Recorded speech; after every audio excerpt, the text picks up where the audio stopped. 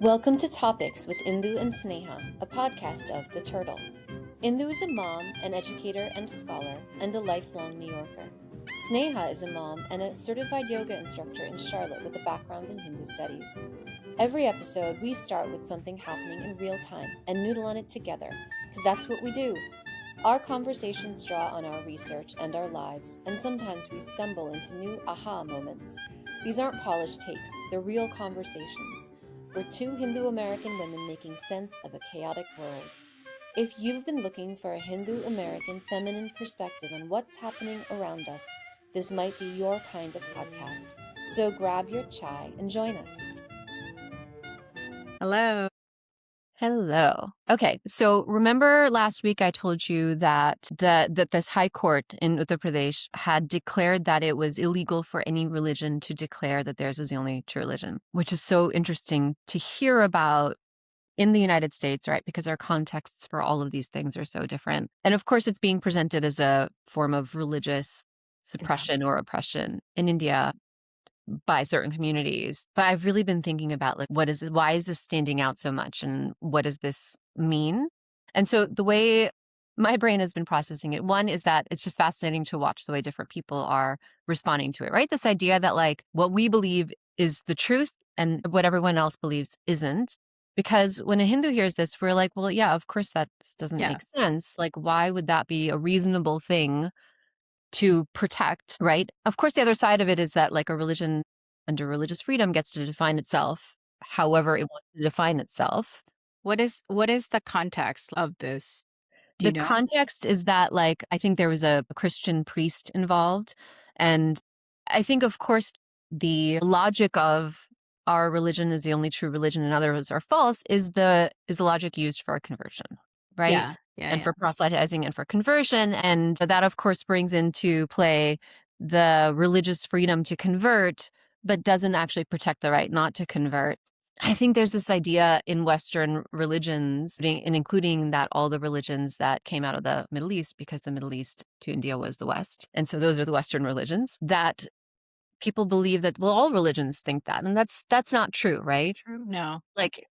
It's not true. And by it's and large, none of the indigenous traditions think that. No, not at all. And so for a Hindu, when we hear something our religion, when other people say our religion is the only true religion and everything else isn't, we're like, well, why? Why should I believe that, right? There's something very foundational that's wired into our systems that we have a right to ask questions, right? This is in our itihasas. This is Yoga Vasishta is grammar, teenage drama, questioning everything. There are Upanishads around this. This idea of being able to question what people are saying is just wired into, to the extent that I think there are Hindus in the community who reject, including us, who reject the sort of authority, the dogmatic manifestations where if you don't do this, then you're not a good Hindu type of things that are even within our own community, right? So this idea of the idea that we should be able to question is just natural to Hindus. Question, I think, yes, that's definitely true. But in India, the second, or actually generally in autochthonous religions where we see land and water as sacred, and they'll usually be worshipped in form, for example, Ganga has a physical manifestation, and we have lots of worship that revolves around her, especially in Uttar Pradesh, right? Mm-hmm. And in the South, we have our own rivers. We have Kaveri and all that. So in Hinduism, the idea is that the divinity is the upholding Rita, the sacred order. So to forget your Ishta Devatas, your clan deities, your land deities, which is what Christianity demands, would be the actual destruction of the sacred dharma of that land, of those people. So they would be seen as deeply disruptive. It's why when Hindu gurus go into different parts, they actually never disrupt worship for whatever water, land, tree entities that the people worship. Yeah.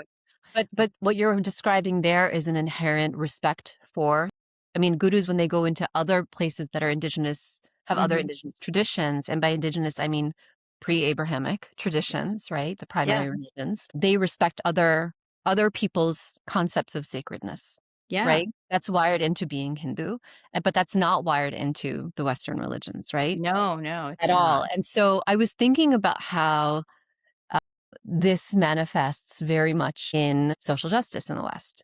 This idea that what I believe is the truth, and if you are a moral and good person, you will believe what I believe. And if you don't believe this, then you are an immoral actor. And you're not even allowed to question it, right? To the point where it very much, it's not just that it feels like it's an observable phenomenon, that we're living in an age of Inquisition right now.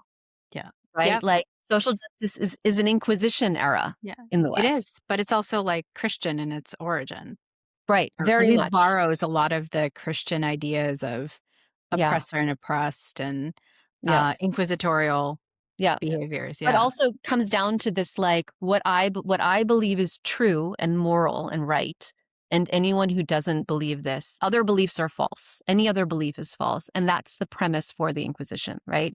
Yes. And there's something that's inherently, like, the Hindu architecture internally just does not, like, we just can't countenance this. We can't deal with it. There's something inherent that just rubs us the wrong way. Even if we try to engage in spaces where we think, okay, there's some relationship between dharma and social justice, that inquisitionary, I don't know what the frame is, nature of social justice just doesn't sit right for Hindus, because we're supposed to be able to pause and say, hold on, what is the right action here? Right? I think we operate from the framework of loka samasta sukhino bhavatu, where everybody should have the, opportunity. May there be peace and prosperity for all people. So, and this is really encoded in the Mahabharata. You see that in the Itihasas really strongly, where Yudhishthira gets a long, lecture from Narada. He visits, and he's quizzing Yudhishthira, right? He's like, do you know the codes? And Yudhishthira is like, yes, I know. You have to make sure all the people are, taken care of and have a chance for prosperity. And then he's quizzed on how do you, listen to the people. And he gives a whole bunch of ways that he does that.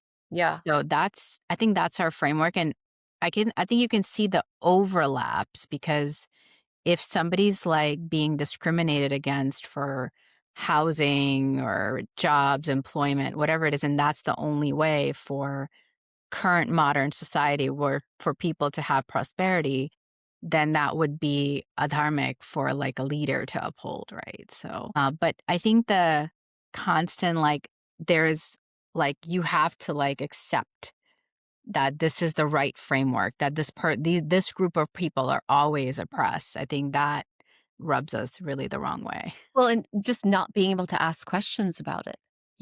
Right? Having to accept it as the only right thing and everything else is false just doesn't sit right for us. We're just wired. I mean, it's why so many of us go into, I would say, not just the hard sciences, but the humanities and social sciences asks questions in its healthiest form, asks questions as well. We're naturally wired to ask questions, and that's how progress is made, right? Ironically, we're described as sort of stuck and traditional, but traditional Hinduism is actually asking questions in order for progress to happen, right? Yeah. And so I think about this because I go back to when I decided to become a teacher 26 years ago, and the closest thing that resembled how I was thinking about becoming a teacher was this model of social justice education. And yet when I got there, I was like, something about this is just not sitting right with me. And back then there was a little bit more room, there was more fluidity, there was more dynamism in it. But then literally my fourth day of student teaching was 9/11, and then things shifted drastically in that moment, right? And then you started to see things calcify, and I think we started to head towards the Inquisition. That was like a flashpoint, and we started to head towards the Inquisition. Then, and I think, ironically, there's just so many people who just don't actually see that. They think that they're justified in conducting this Inquisition. Yeah, they do. But why do you think 9/11 was the flashpoint. Well, I think apart from Pearl Harbor, when have we ever experienced a foreign attack on American soil? Like it Yeah. was, I mean, obviously the revolution, but that was different. Like when have we ever actually on mainland America, when have we ever experienced an attack like that, right? Yeah. It was really jarring. And New York is a particular type of city in the country, right? It's very unusual. And I think there was this desire to not, it's when we started talking about religious phobia in a very different way. But again, I think it was almost like it revealed the limitations that we were okay with those, like we got by fine, even though there was those limitations in social justice, but not, and what compelled it and the response to it, like sat in America, it like activated the weak points Yeah. of the social justice model in the United States in a particular way that then eventually led us to this Yeah. Inquisition. I was in like New York and I was going to Brooklyn Tech at that time, and our high school could see the towers. So second period English is when like we saw the second plane go through. And I think for many like millennials especially who were in high school, that was like a really traumatizing experience because until the second plane went through, I remember everybody was like, "Oh, this is an act." Like the teachers were like, "Let's see what's happening. Maybe it's an accident. We don't know." And then like the second plane went through and then you're like, you can't maintain that, right? And within like 5 minutes, like that security was really shattered for us. Yeah. Yeah. Well, and it was so visceral, right? Like So visceral. I was teaching on the Upper East Side and had to cross Fifth Avenue, to walk through Oh, Central Park to get home, and you could see the smoke like yeah. billowing up Fifth Avenue. It was visceral, like Yeah. we could feel it. We'd never felt anything like that. We'd Not never in know. not in modern American But history. I also think it was also the response to it now, like in retrospect, because we really double down on American nationalism, which leans on like we're the best, that sort of thing. At least in Brooklyn Tech, we did like suddenly everybody was like doing the national anthem. And, Brooklyn is like one of those places where a lot of people didn't do that. They're not like, there's a lot of critique of American nationalism. So it wasn't like a required thing for us. And now, like, suddenly everybody was like, you have, like, the teachers were like, you have to stand for nationalism. And then, like, the rhetoric around was like, we're the best, that was sort of what we doubled down on.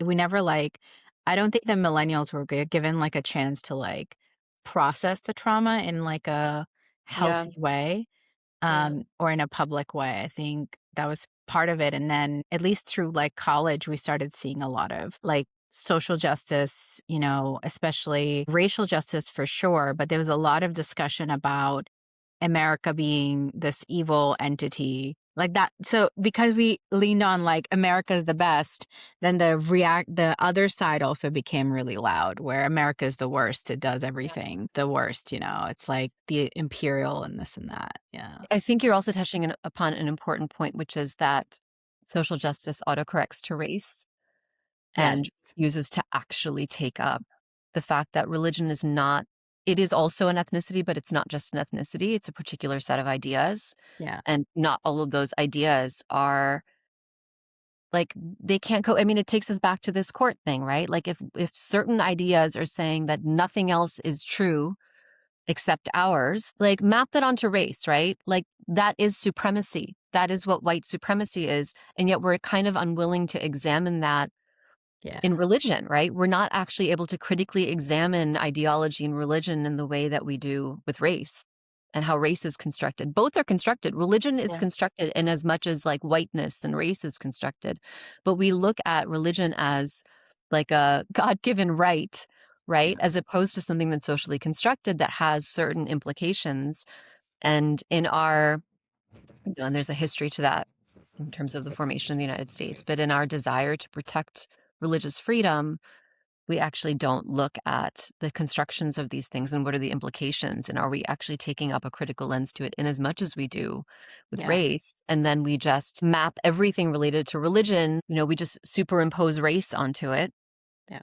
And it completely actually distorts the way we're thinking about these different ideologies. Well, there was like this chart done by, I think it was like John Cohort. I'll look him up, but um, he showed that's like the discourse in the United States around race like jumps up right after 9/11, like around 2000s. I don't think you can actually say it.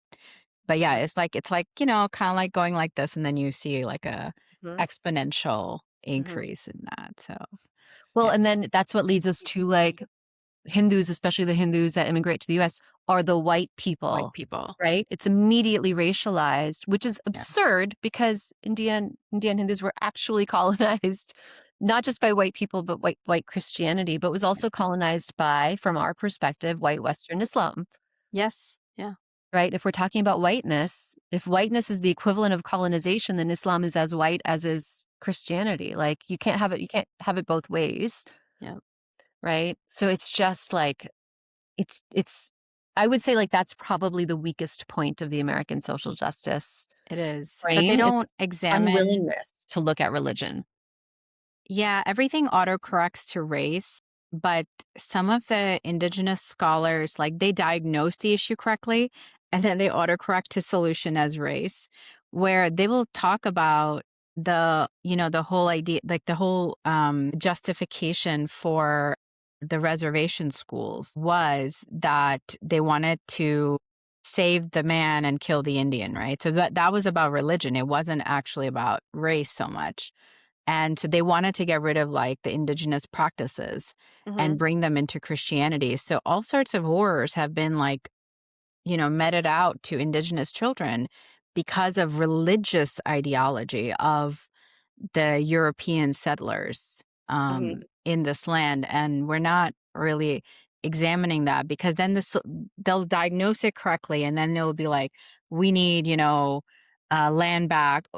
Great. But we need like justice for indigenous people. It's like, but what does justice for indigenous people look like? That, Yeah. that discourse isn't happening we need to recognize our land as sacred. Like we need to reestablish, I mean, from our Hindu perspective, what that would look like is reestablishing rita, Yeah.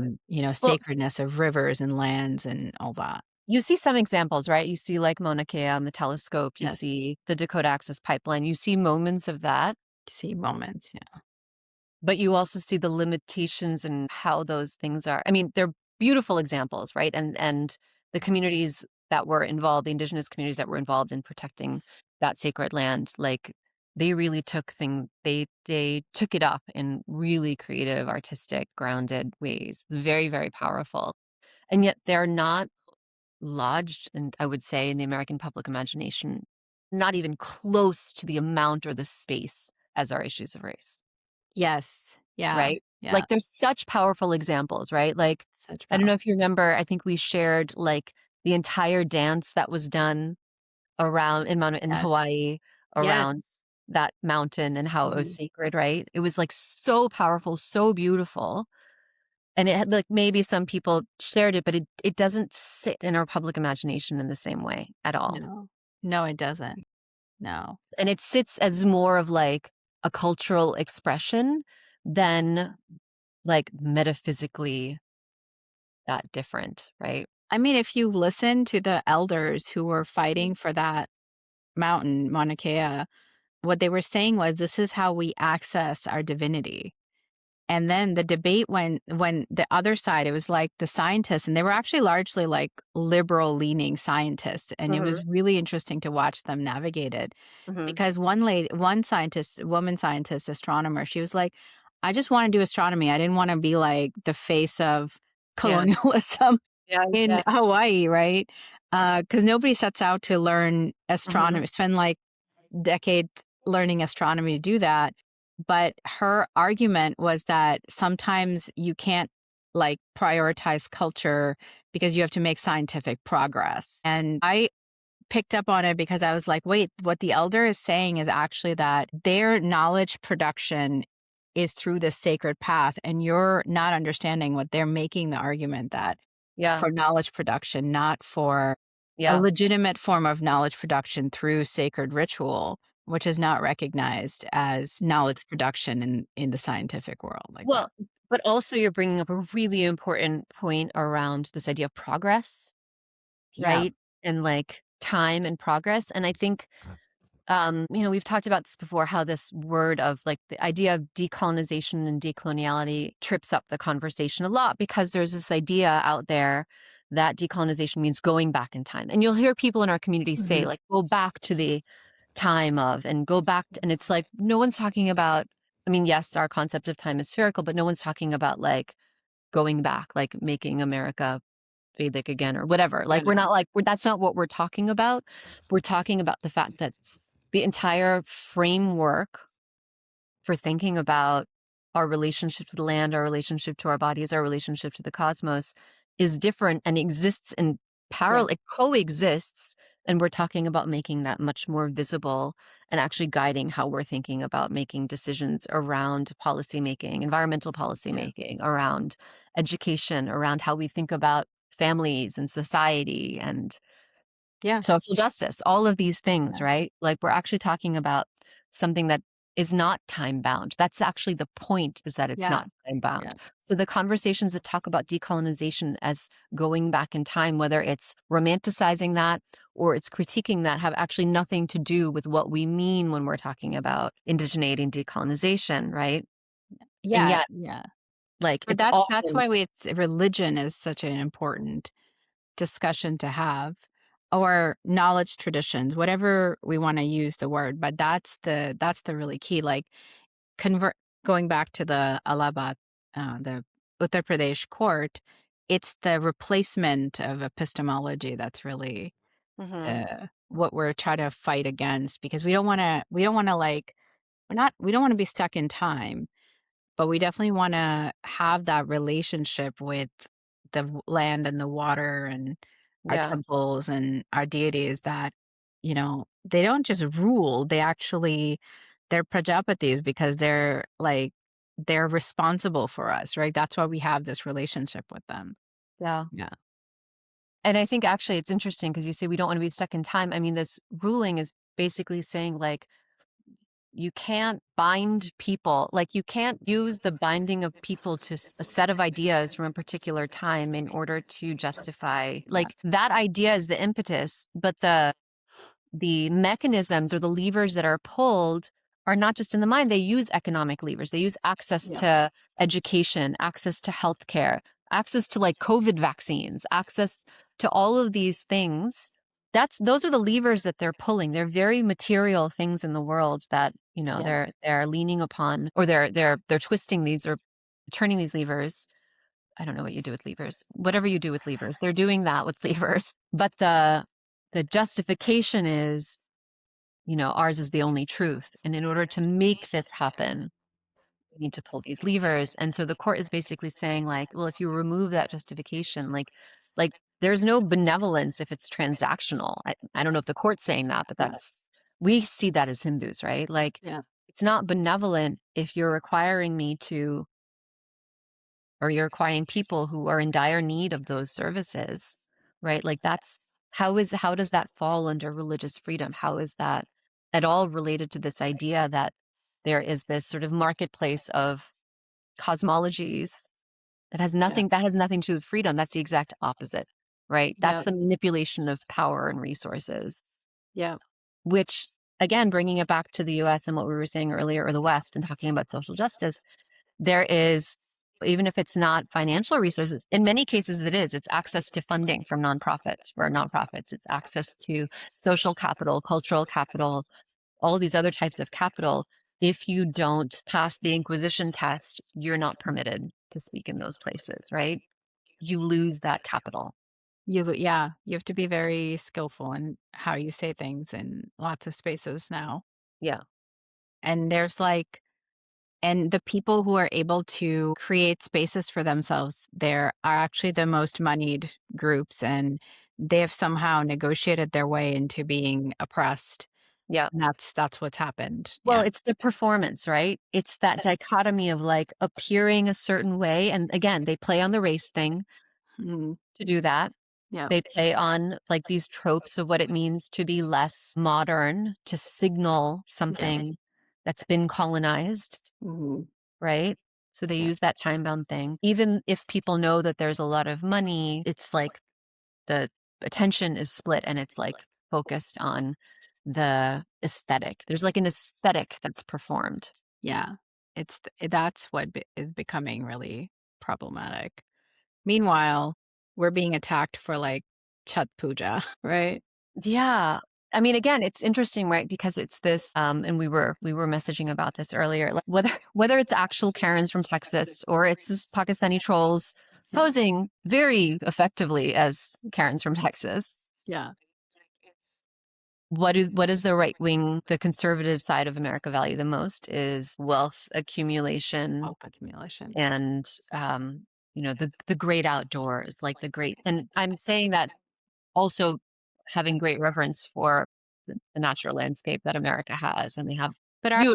that reverence is different from what the conservatives are doing.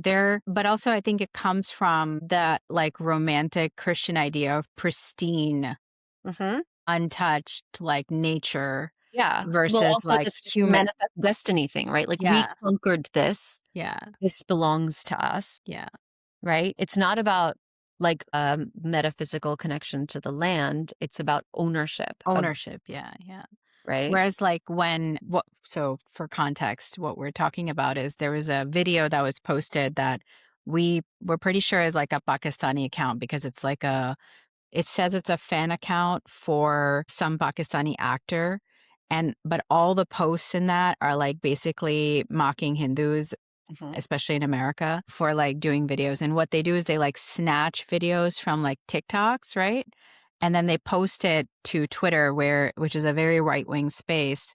And then it gets picked up by like right-wing people, like actual right-wing Christians in like that area. And then they will start saying stuff like, oh, they're polluting or this and that. And we both watched this video, and it was like a small gathering. They had a tent, so they had to have like a actual permit to do that.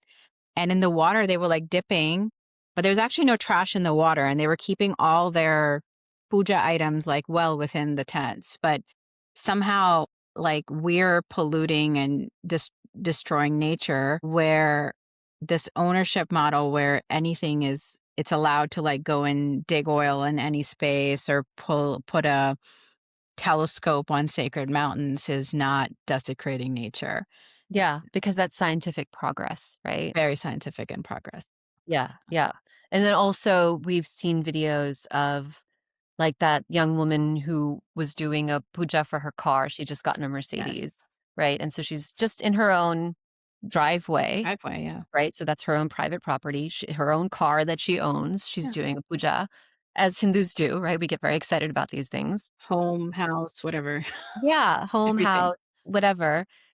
I think you had even shared with me there was a video of a family that was doing like a graha pravesam. Why don't you describe that since you saw that video?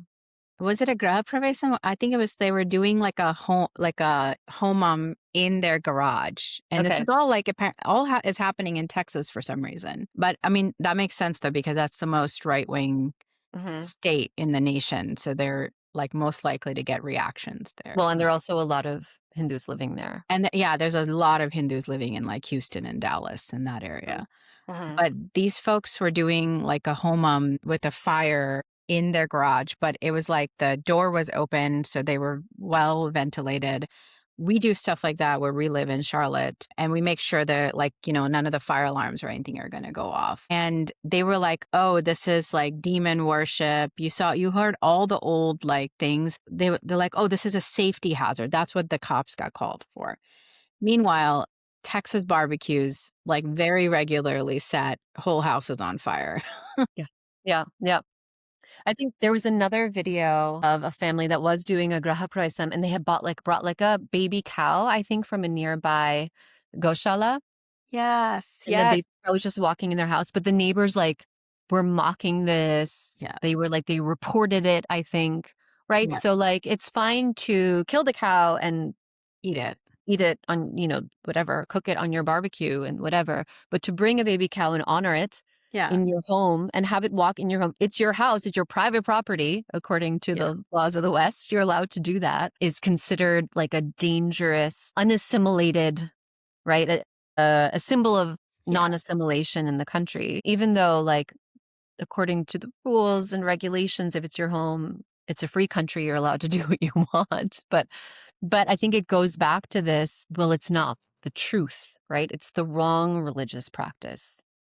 But yeah, so I think I think a lot of Hindu Americans, or maybe first gen people who have kids who are born here, um, are really like, I think that generation had a different idea of what assimilation looked like, right?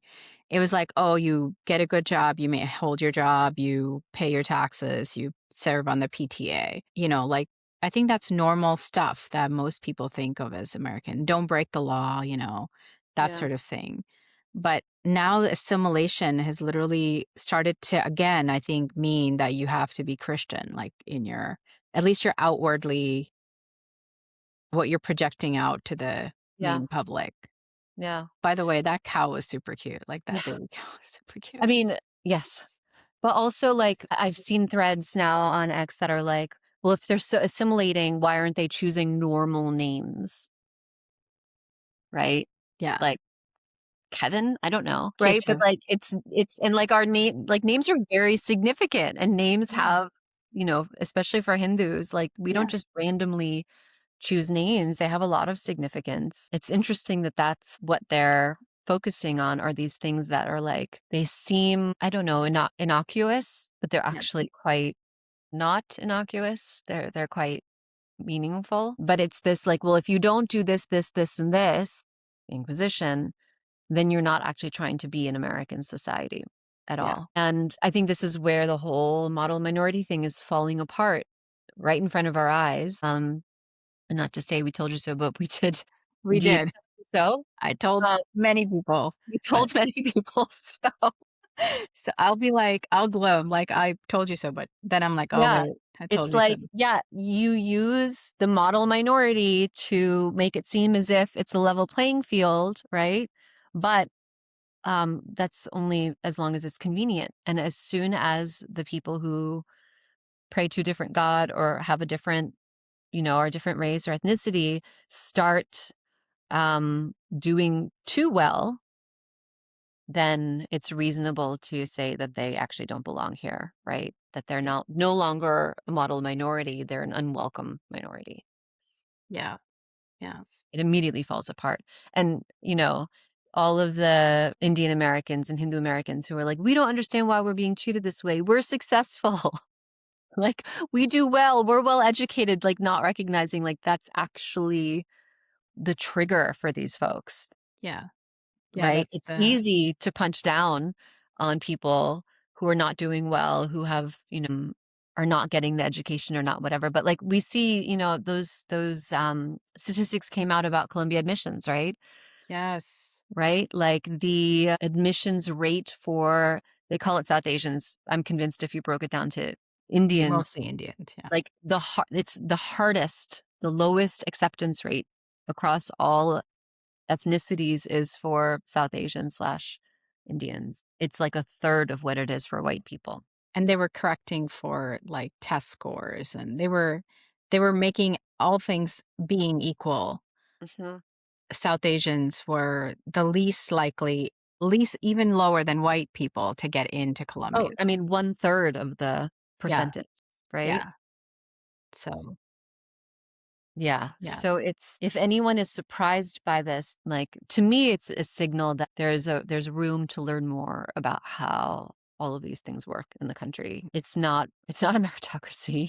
There is a lot of opportunity to advance in this country. I'm not going to say that's not Yeah. true, for sure. I mean, my family, your family, like so countless families, there are opportunities. And I think that's what makes it really hard for our community to understand, because they see it. They're like, well, we were able to do this. We were able to advance so much. What do you mean it's not a meritocracy? But it's very conditional, right? We serve a purpose. It's very conditional. It's also like, I think we were in a period where things actually got better. because at least maybe this is my perception, because I heard about like the dot busters, but as things of the past. Like, Yeah. oh, like my uncles would tell me, like back in the day, like this was happening to Hindus. But now look at us. We were living in Queens at the time, and, they were upgrading the Queen's temple. Mm-hmm. So now we have this we're like making our temple really beautiful. We're part of like this multi-interfaith community, because that row has like all sorts of different religious, you know, Mm-hmm. um, institution. There's like a synagogue, a mosque. There's actually 2 or 3 smaller Hindu temples, and there's a Buddhist temple too. I think there's a church there too. So it was just like, oh, that's a thing of the past, and so now we're like Yeah. able to do what we need to while still being American, like as long as we follow the law and all that. Yeah. I think we just were in a period where things had gotten better. And now you see that, I think if you look at the recent statistics, it's gotten worse for Indians across the board. I think there's something for us to understand um, about why that's shifted, because I don't think it's just because of changes in the American social political landscape. I think that obviously there are external factors of funding that are coming from certain pockets of the world that are feeding this. But I also think the perspectives and demographics and social and self-awareness of our own diaspora has shifted a lot. And, the community you're talking about in Flushing is one of the oldest, Yeah. um, areas that Hindus settled in the country. And so when there were far fewer of us, like in the first years, I just studied all of this when I was writing my book. In the first years when we were immigrating here, there were maybe 15,000 people that immigrated from India a year, Wow. Yeah. right? So there's just like fewer of us. But also they got green cards very quickly. So Yes. there were fewer of us, but we were immediately a part of America. We were Yes. permanent residents. Now we have hundreds of thousands of people immigrating each year, but their immigration status is tenuous, right? Yeah. So it's like such a different, and because they're immigrating in such large numbers, it's very easy to live in a part of the country where you're just surrounded by people. And so your social awareness of the fact of like, well, how is our bubble being perceived and received? And what are we doing to not just assimilate, but like translate who we are as a part of our acculturation so that we are legible to the people who are outside of our bubble. That work isn't happening. Whereas the Queen's community you're describing, that work of translating who we are to our neighbors was constantly done. And that's why that temple has the relationship it does in the community where it is. True. That's true. And Yeah. that's on us. Like it's on us as newcomers Yeah. to participate in that translation. It's not all on us. People have to receive it too. But I saw an interesting video, like that big Hanuman statue that got really like a lot of controversy out in, was it Dallas? Texas again. Texas. Was it Houston, Dallas? One of the two, yeah. One of the two. Okay, I'm sorry. I'm in Charlotte. Yeah. So this guy Rocco, have you seen his videos? He goes to like different places and he like talks to different groups of people in the United States. He like makes cute little like informative YouTube videos, and he went to that after the controversy broke out. And the context that I didn't have was that they were on this street, which was very multi-interfaith street. And he interviewed the pujari at that temple. And what the pujari said was regularly have interfaith events with the other, like there's a Buddhist temple, there's like churches, there's like a mosque. So they have interfaith gatherings on that street and they support one another. So I kind of was like, oh, okay. So it's not that they're not integrating. It's just that they're visible now. Hanuman statue is really large, right? Well, and then think about that, right? Because we don't believe in proclaiming that ours is the only true religion, but other religions that do, when they see something that big, see that as a threat because that's how they posture. It's a projection, right? Yeah. And that's Yeah. why it's threatening. And the guy was like asking him, why did you build this statue? And he's like, oh, because Hanuman represents all these good values.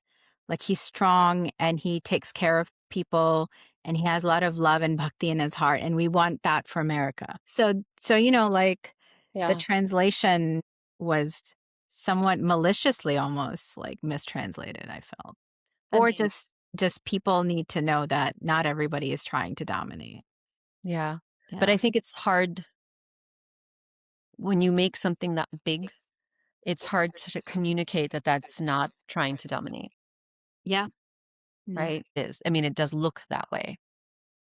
I think in America, yeah, because in India, like you build like large murtis, let's say, and that's usually understood as like a blessing for the Yeah. whole land, right? Like I it's a mean, but different context. it's a murti for us. For them, it's an idol. Yeah. And they are committed to eradicating idolatry. And then Yeah. you build, from their perspective, the largest idol they've ever seen in their lives.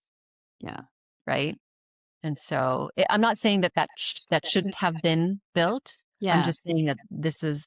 No, we need to understand the perspective of the land that we live in, and the norms here. But I also don't know how you like how do Hindus like disrupt that, right? I think I was just going to use the word disrupt. I think it is a good disruption. Like it's good trouble that this Hanuman has caused. Yeah. Yeah. Right? Like if that's the role, maybe that's the reason. I think you had said there was some guru who had said that Yeah. this Swamiji Hanuman. R, like he Yeah.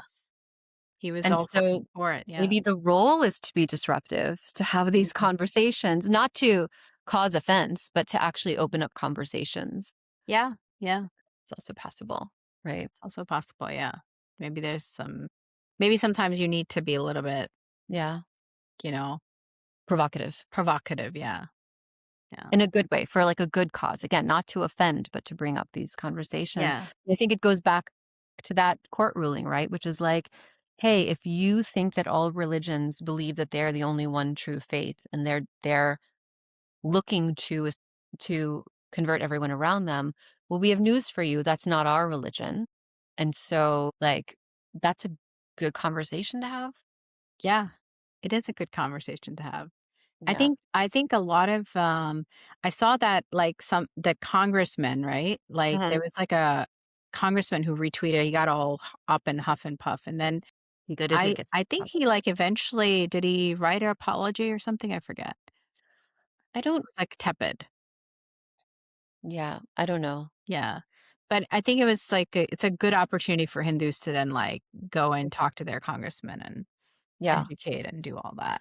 And I also think within our community, because I think there's such a difference in how different, first of all, not all Hindu Americans are even aware that these things are happening at all. They're not aware of the uptick. They're not, I mean, we all kind of live in our little bubbles. Yeah.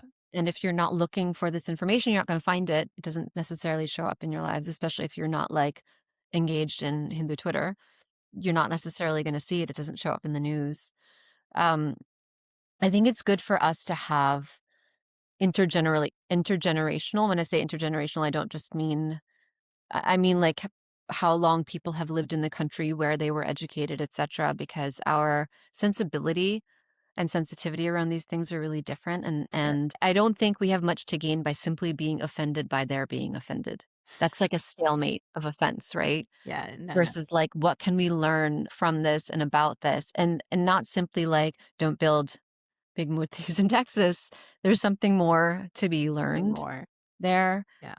But I'm ready, and I know you're ready for us to have just like more open conversations about in interfaith spaces about all of this stuff, because I think we're just kind of exhausted of pretending that we're the ones being tolerated when we're actually the ones who are being incredibly tolerant of intolerant faiths. Yeah. But I think there's also like, I don't know, apathy. There's a lot of apathy in the community. Like it will solve itself. Someone will do it. Well, that's spiritual bypass, I will say. That's like in the buck. Yeah, spiritual bypass. That there's a lot of that. And our community is really good at creating these bubbles, because I think that's how we psychologically like survived colonialism. And so we like bring that mentality over. Yeah. But the thing that I understood growing up, like from being a teenager here, is that America is all about like public civic engagement. Like that's really, it's not really just going and voting. You have to be like civically engaged. You need to do all that work. Otherwise, your voice is not really going to be heard. So a community that's like very comfortable in its bubbles is not going to be able to advocate for itself. Well, I mean, you're reminding me of that young woman who did speak up, right, in Texas. Yes, she was great. It was so clear articulate, and yeah. humble and articulate, and it didn't come across as righteous. It just came across as you're saying, as civic participation, like Yeah. using her right as an American to speak her truth, to speak about her community, represent. And there was it wasn't just what she said, the energy and tone and intention of what she was speaking, to me, just signaled something really interesting and powerful for the next generation.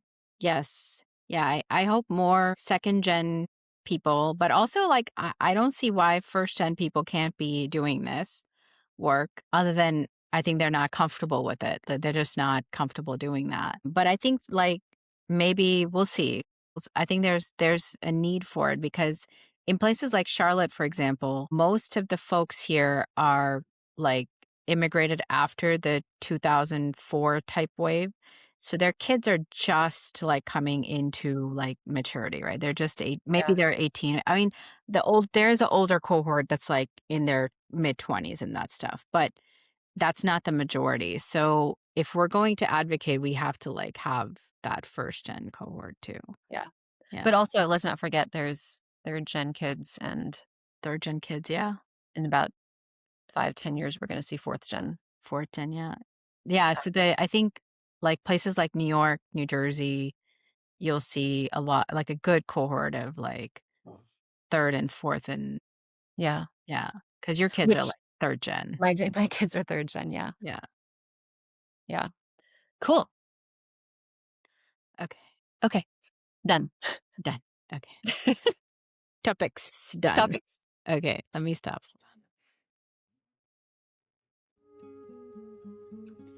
That's all for this episode of Topics. Thank you for staying with us.